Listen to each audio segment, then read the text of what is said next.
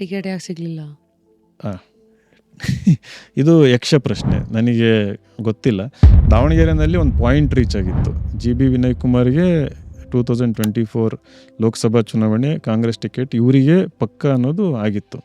ಯಾಕಂದರೆ ಆ ಒಂದು ಆತ್ಮವಿಶ್ವಾಸ ನನಗೆ ಸಿಕ್ಕಿತ್ತು.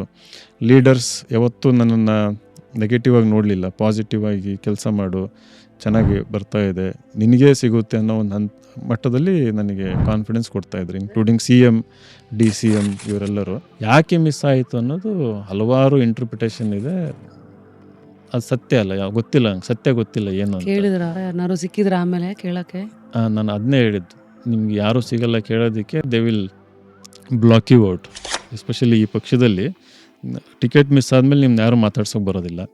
And you become tissue paper, ಅಂದರೆ ಡಿಸ್ಪೆನ್ಸಿಬಲ್.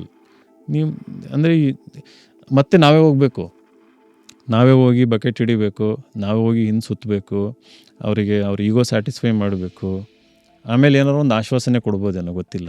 ಫುಲ್ ವಿಡಿಯೋನ ನೋಡಿ ಆನ್ ರ್ಯಾಪಿಡ್ ರಾಶ್ಮೀಸ್ ಯೂಟ್ಯೂಬ್ ಚಾನಲ್.